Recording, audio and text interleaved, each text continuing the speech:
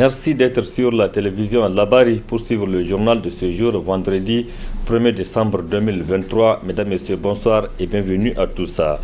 Ce vendredi 1er décembre 2023, les femmes engagées ont appelé les autres femmes de Niamey et au-delà toute la population à une prière collective à la place de la Résistance au rond-point Escadrille. Objectif, exprimer leur colère aux dirigeants des pays membres de la CEDEAO avant d'exiger la levée des sanctions contre le Niger. Précision de cet élément.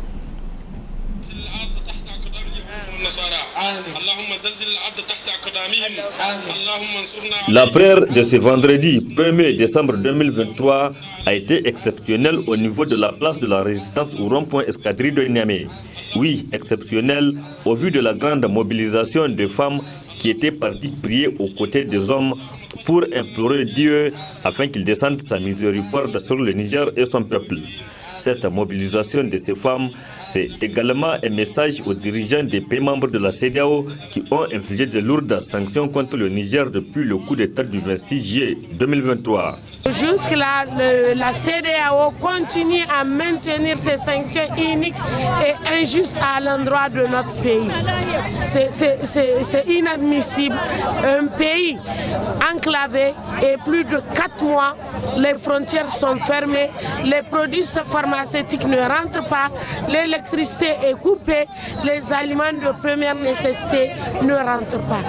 C'est inadmissible. Ces sanctions n'ont jamais été appliquées à un pays. C'est la première fois au monde qu'on impose à un pays qui est le plus pauvre au monde ces sanctions où la population très pauvre, on n'a pas d'autre accès à la mer. Mais, alhamdulillah, grâce aux invocations, au kunut que nous faisons, nous sommes devenus résilients et nous sommes devenus solidaires. Aujourd'hui, à cause des sanctions, le Niger est arrivé à produire de ses propres moyens de l'électricité. On a aujourd'hui une centrale de 30 MW où nous produisons de l'électricité. Ils pensaient nous anéantir, mais au contraire, Dieu est en train de nous mettre sur la bonne voie. Ces femmes se disent déterminées à lutter pour la défense de la patrie. Mieux, elles réaffirment leur engagement à poursuivre le combat. Le Niger sera debout. Inch'Allah, ce qu'ils pensent au Niger ne sera jamais. Le Niger sera parmi les pays les plus développés, Inch'Allah. Quand vous voyez, quand vous imposez, vous sanctionnez, vous maintenez une pression sur un pays, une population, Dieu nous fait des ouvertures. Les gens arrivent à s'adapter et à trouver des moyens de subsistance. Ils sauront, de le 10 Inch'Allah, et ils vont se réunir. On va revenir le 9, il y a marche du Front patriotique. On va faire la marche, rester, faire le sitting jusqu'au 10 ici pour attendre leurs sanctions. Qu'ils se disent qu'on ne leur demande pas de lever, ils sont obligés de lever ou on va prendre d'autres moyens qui sont à nos dispositions. Ainsi, ces femmes engagées appellent leurs sœurs des pays membres de la CEDEAO à un sit-in à la devanture du siège de la CEDEAO à Abuja, au Nigeria, à l'occasion du sommet de chefs d'État de cette institution prévu pour le 10 décembre prochain. Parlons aussi à présent des médias, notamment l'exercice des activités dans les organes des médias depuis les événements du 26 juillet dernier. En tout cas, la situation est un peu difficile, notamment sur le plan économique, avec les sanctions imposées contre le Niger par les pays membres de l'UMOA et de la CEDEAO. Ce qui a cité ces reportages dans les organes de presse de la capitale. C'est un reportage signé Cherifatou Daouda et Aboukar Solé. Depuis l'événement du 26 juillet, les médias tant publics que privés font face à des défis considérables liés aux arrêts des activités commerciales qui permettent leur survie. Il s'agit notamment des couvertures médiatiques des ateliers, séminaires de formation et autres événements. Comment ces médias parviennent-ils à tenir après le coup d'État? C'est dans des conditions très difficiles. Vous n'êtes pas sans savoir que ce sont des médias privés, et qui dit médias privés dit également médias commerciaux. Et à l'épreuve des faits dans cette période d'exception. Et malheureusement, en tout cas, la principale source, ou bien l'une des principales sources, en tout cas, d'entrée de fonds pour ces médias privés et ces médias commerciaux qui sont très couverture médiatique, eh bien, on a vu que l'espace, ou bien en tout cas l'enveloppe de ces couvertures médiatiques s'est beaucoup restreinte. Au niveau de la RTT, en tout cas les activités commerciales, je peux dire que c'est vraiment morose.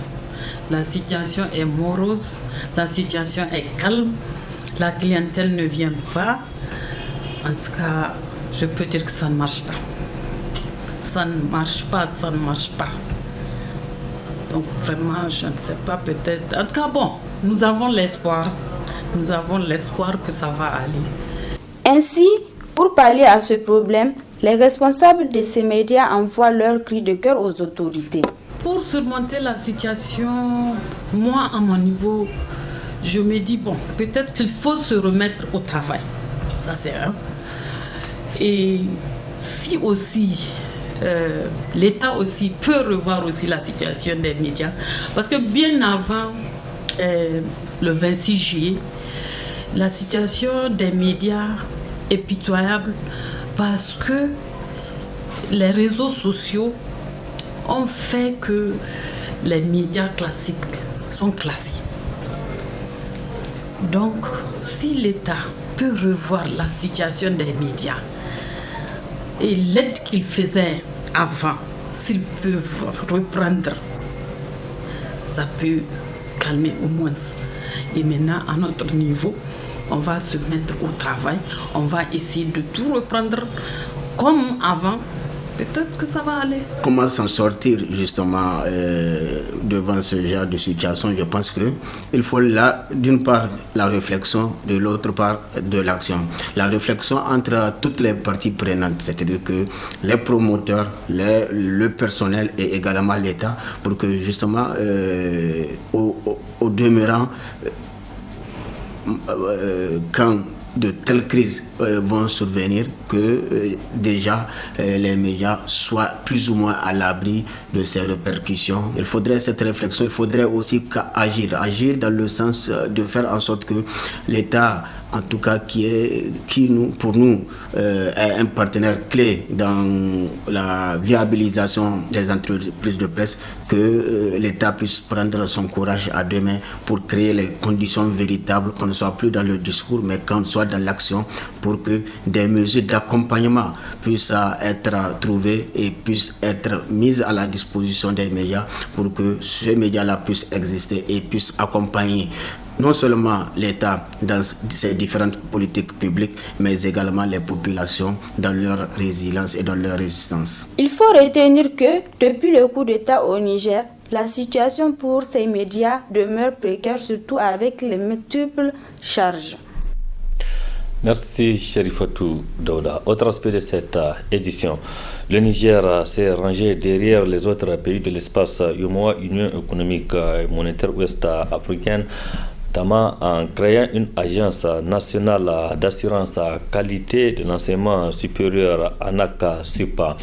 Quelle est la mission de cette structure? Les explications avec son directeur général, le professeur Amadou Bourema. Cette libéralisation doit être accompagnée également d'un suivi pour assurer la qualité des offres de formation, mais également au niveau des établissements, la qualité, la gouvernance de ces établissements. C'est pourquoi cette agence autonome a été créée. Et donc cette agence aura pour mission de veiller surtout à la qualité de l'enseignement au niveau du ministère de l'Enseignement supérieur et de la Recherche. Et déjà, le Niger a mis en place pour la première fois des référentiels d'évaluation des offres de formation, mais également d'évaluation institutionnelle. Comment est-ce que les établissements doivent fonctionner? Quelles sont les normes à respecter? Donc pour la première fois, le Niger a mis en place 2 référentiels d'évaluation des offres de formation, mais également institutionnelles. Mais à côté de cela, on a aussi mis en place 2 guides permettant aux établissements de pouvoir s'inspirer des bonnes pratiques et de mettre en place donc leur structure interne d'assurance qualité. Et tout cela, et pendant 2 ans déjà, le ministère de l'Enseignement supérieur et de la Recherche s'est attelé à diffuser donc ces outils au niveau donc des établissements. Tous les établissements en disposent. Et donc pour la première fois, on a pu évaluer donc les offres de formation. Il y a eu une vingtaine qui ont été évaluées, dont certaines ont été accréditées. Il y a eu quand même pas mal d'organismes internationaux, je parle donc de l'UMOA, particulièrement qui a donné une directive déjà en 2007, créant donc le système LMD, donc licence master doctorat, et donc que le Niger a adopté donc en 2010. Donc à travers cette directive, il y avait donc la nécessité de mettre en place des structures nationales qui assureraient donc la qualité donc des offres de formation au niveau de l'enseignement supérieur. Mais à part les MOA, également on a eu les résolutions du CAMES, le Conseil africain et malgache de l'enseignement supérieur, appelant les États à mettre en place aussi des structures nationales pour assurer donc la qualité de l'enseignement. Il y a eu aussi les recommandations de la CEDEAO, puis de l'UNESCO, notamment la dernière conférence mondiale sur l'éducation de l'UNESCO a fortement invité les États à mettre en place des structures nationales donc d'assurance qualité. C'était à l'instant le directeur général de l'Agence nationale de l'assurance qualité ANAQ Niger, notamment dans le domaine de l'enseignement supérieur. Vous suivrez dans ce journal, donc à la fin de ce journal, un public reportage du Centre de recherche médicale et sanitaire CERMES. C'est une formation qui a été initiée à l'endroit des professionnels de santé issus de plusieurs spécialités. Rendez-vous à la fin de ce journal pour suivre ce public reportage. Nous irons directement dans la région de Zander, département de Gouré, commune de Tesker. Tesker, là-bas où notre équipe a séjourné, cette équipe s'est intéressée à une activité, notamment la vente des tasses qui est utilisée par ces femmes, notamment qui sont en voie de disparition. C'est un reportage signé Nefissa Yahaya Ibrahim Abdou. Située à plus de 1000 km de Niamey, la commune rurale de Tesker dispose d'un marché hebdomadaire qui bat son plein tous les mardis. Dans ce marché, plusieurs articles sont exposés, parmi lesquels les tasses communément appelées Fanteka.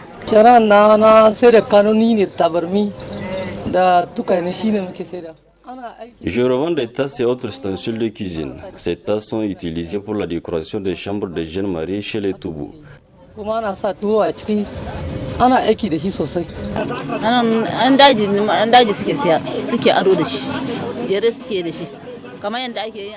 Ici, nous utilisons ces tasses pour décorer nos chambres. Nous les appelons Fanteka ou Danchena.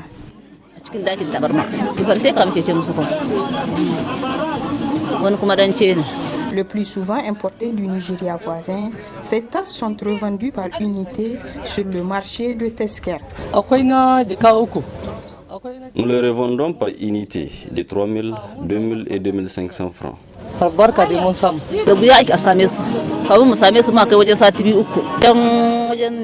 Ces tasses sont de plus en plus rares. Ils nous parviennent du Nigeria. Le complet de 12 tasses est à 60 000 francs et l'autre complet est à 25 000 francs. Jadis utilisée de façon artistique pour la décoration dans les chambres, cette pratique ancrée dans nos traditions tend aujourd'hui à disparaître. Voilà, c'était là un reportage réalisé par notre équipe qui a séjourné dans la région de Zander, notamment à Tesker, une équipe composée de Nefissa Yahaya et Ibrahim Abdou. Je le disais, place à présent à un public reportage. C'est une formation initiée par le Centre de recherche médicale et sanitaire CERMES, une formation à l'endroit des spécialistes en santé, donc issus de plusieurs domaines. Cette formation, qui a sa première phase, est organisée avec l'appui du partenaire CFAPAM. Très bonne réception.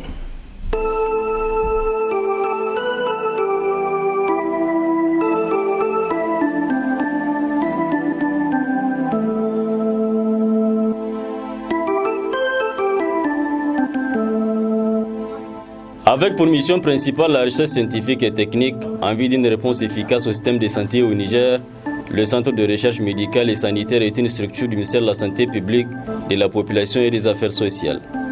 Ainsi, conformément aux prérogatives à lui assignées, le CERMES, en collaboration avec ses partenaires, a pensé à mettre en place une entité qui se charge spécifiquement des questions de formation, renforcer les capacités des professionnels de santé en connaissances additionnelles essentielles, adapter les réponses aux besoins à la particularité au contexte social d'une population de plus en plus exigeante. C'est entre autres missions du Centre de formation Pierre et Anne-Marie Moussa du CERMES. Moi, c'est Dr Maman Abdou Oumarou. Je suis en charge du Centre de formation au Centre de recherche médicale et sanitaire. Le Centre de formation Pierre et Anne-Marie Moussa, effectivement un centre dédié aux activités de renforcement de capacités, de développement de compétences de professionnels de santé, mis en place par le CERMES, membre du réseau des Instituts Pasteur, inauguré en juin 2013. Donc bientôt 10 ans que le CFPAM, ce qu'on appelle par acronyme CFPAM, met en place des activités de formation qui ciblent essentiellement des professionnels de santé et cadres de santé du Niger. Ces cadres de santé sont répartis en gros sur deux grandes catégories. Une première catégorie qui concerne les médicaux, les paramédicaux, tout ce qui est médecins, biologistes, épidémiologistes, pharmaciens, etc., qui sont sur le terrain et qui ont besoin d'être mis à jour dans tout ce qui est formation, tout ce qui est activité professionnelle, sur à la fois les questions liées aux maladies épidémiques, les questions liées aux techniques de diagnostic, etc. Donc nous venons en appoint pour tout ce qui est renforcement de capacités à la formation continue.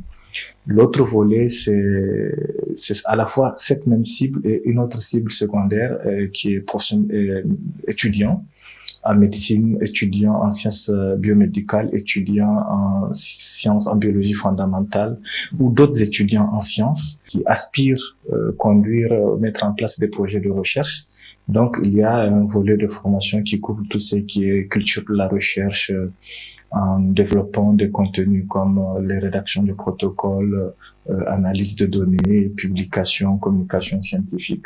Dans le cadre d'un projet dont il est attributaire et qu'il pilote depuis une année, le Centre de formation Pierre et Anne-Marie Moussa a déjà accordé une formation en continu sur plusieurs semaines à des professionnels et étudiants de plusieurs spécialités confondues.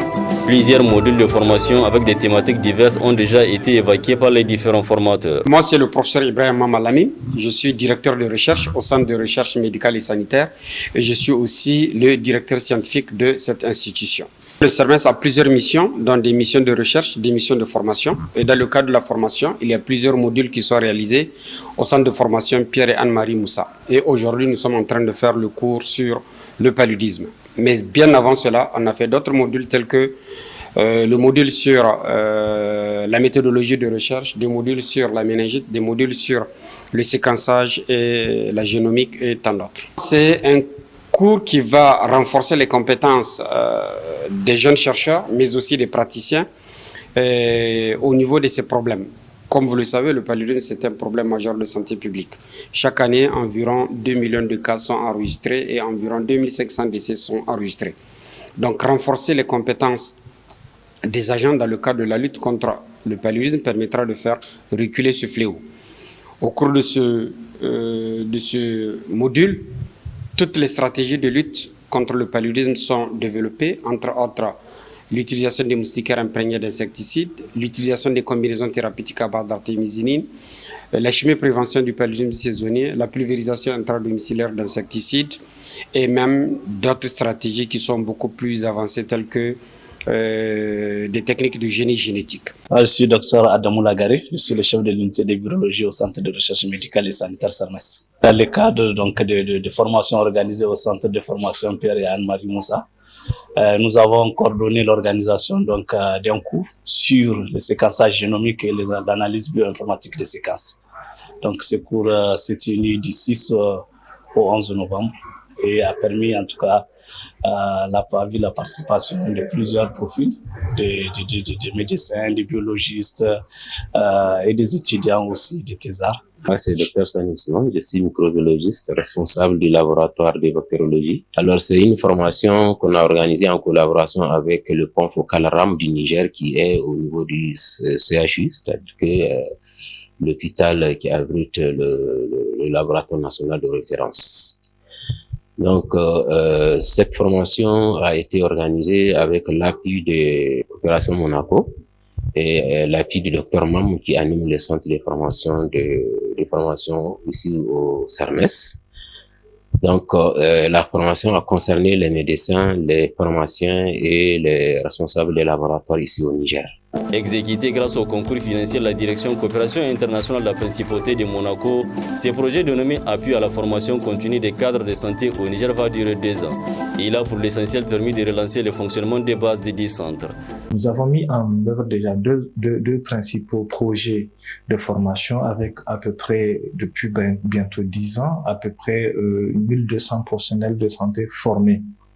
Donc, c'est essentiellement sur un financement lié à la donation Pierre Moussa, dont le nom qui porte le nom du centre, donc qui est un donateur du réseau Pasteur et qui a accompagné la construction et le financement des 2 premiers projets de formation.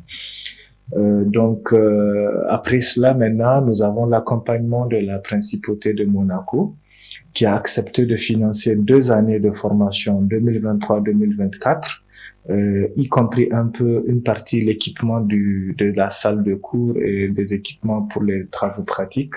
Donc, en gros, le projet Monaco vise essentiellement à renforcer les capacités des professionnels sur certaines thématiques d'intérêt pour le pays. Compte tenu de l'impact des changements climatiques et environnementaux sur le système de santé et du contexte de forte croissance démographique, cette initiative va non seulement permettre de favoriser la culture scientifique, mais aussi d'adapter les capacités du personnel de santé à n'importe quelle circonstance. Pour les bénéficiaires directs, les différents modèles enseignés ont eu un fort impact sur les connaissances initiales en santé. Je suis le Dr Hassan Ide Aminou. Je suis médecin généraliste, médecin aux urgences du centre hospitalier régional de Niamey. Je suis bénéficiaire de cette formation ainsi que 2 autres au cours de cette année 2023. La première formation, c'était l'analyse des données. La deuxième, c'était le cours sur la résistance aux antibiotiques. Et la troisième, qui est le cours national de paludologie, qui est actuellement en cours. Les avantages pour moi en tant que médecin, premièrement, l'analyse des données. En tant que médecin, nous sommes confrontés souvent à beaucoup de données. Beaucoup de données, nous faisons la recherche, nous sommes aussi confrontés à beaucoup de données. Donc, ce cours sur l'analyse de données m'a permis en tout cas de pouvoir en tout cas analyser, comme on le dit, les données de moi-même. Moi, c'est François Aïda. Je suis ingénieur biologiste à la plateforme immunohématologie et cancérologie du CERMES. Je suis bénéficiaire de cette formation et aussi d'autres formations qui ont lieu ici, y compris la formation sur le séquençage et la bioinformatique, sur l'analyse des données, sur la biosécurité et biosécurité, ainsi que sur les cours de paludologie. Cette formation m'a surtout aidé à savoir analyser mes données, surtout que là où on travaille, nous avons beaucoup de données qui entrent. Donc, pouvoir savoir les gérer, les analyser sera un avancée dans ma carrière. Je me présente Salamata Amadou Humbourou, technicien supérieur en biologie médicale en service à l'hôpital du district d'Agué dans la région du Maradi. J'ai reçu une formation sur la biosécurité qui s'est tenue du 11 au 15 septembre passé.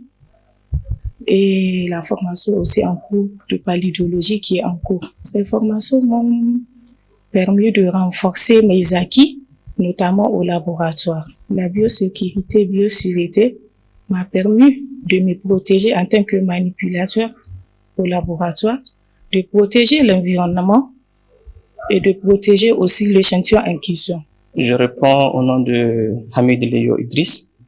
Je suis docteur en entomologie appliquée et je travaille présentement sur un projet de recherche portant sur l'entomoculture piloté par un chercheur de la faculté d'agronomie. où je suis assistant de recherche du projet. J'avais suivi plusieurs formations, parmi lesquelles nous avons l'analyse statistique des données. Après ça, il y a eu la rédaction scientifique et le séquençage bioinformatique, l'initiation au séquençage bioinformatique. Et présentement, je suis en train de suivre la formation sur le cours national de palytologie. Les impacts sont vraiment énormes. Par exemple, si nous prenons la formation sur l'analyse des données et celle sur la rédaction scientifique, vraiment ces deux formations m'ont permis de renforcer mes capacités en matière d'analyse statistique et de rédaction d'articles scientifiques, ce qui m'a d'ailleurs permis de publier un article à l'issue de ces deux formations. C'est Dr Senia Semou Mamadou, donc ancien chercheur assistant donc à la faculté des sciences et techniques de l'université André Salifou à Zender, au département sciences biologiques. Donc j'ai eu l'honneur donc d'être accepté pour un certain nombre de formations ici au CERMES. Donc parmi ces formations, nous avons la résistance aux antimicrobiens, nous avons aussi le séquençage donc nouvelle génération et initiation à la bioinformatique, et une troisième formation qui est sur la paludologie. Donc ces formations en ce qui concerne les antibiotiques, résistance aux antibiotiques, ça m'a permis déjà de réorienter mes recherches, ce qui m'a permis d'initier déjà un protocole de recherche sur les résistances aux antibiotiques en collaboration avec le Labocel et qui est en instance donc de recherche de financement pour ces recherches. À savoir aussi qu'après les phases théoriques, les formations sont agrémentées par les phases pratiques au sein du laboratoire équipé du centre de formation Pierre et Anne-Marie Moussa. Ces cours de pratique étaient sur le diagnostic biologique du paludisme. Donc on va voir, il y a plusieurs méthodes de diagnostic du paludisme. Grâce à l'engagement des différents formateurs auprès desquels le centre fait recours, plusieurs objectifs sont attendus d'ici l'épuisement du financement. En gros, ce projet va à terme permettre de former 400 professionnels de santé. 200 pour la première année, 200 pour la deuxième année, pour un volume de financement de 90 000 €, soit à peu près 58 millions de francs CFA sur les 2 ans. Là, nous sommes à la fin de la première série de la formation, de ces sessions de formation. Nous venons d'atteindre les 6 dispositifs programmés prévus pour l'année 1 avec une cible de 150 professionnels de santé.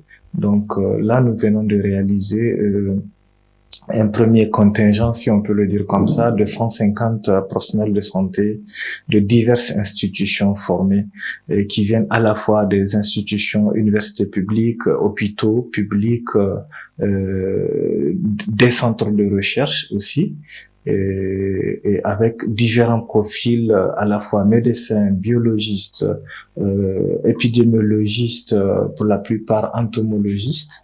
Donc ça c'est le gros du package. Puis maintenant après il y a quelques acteurs.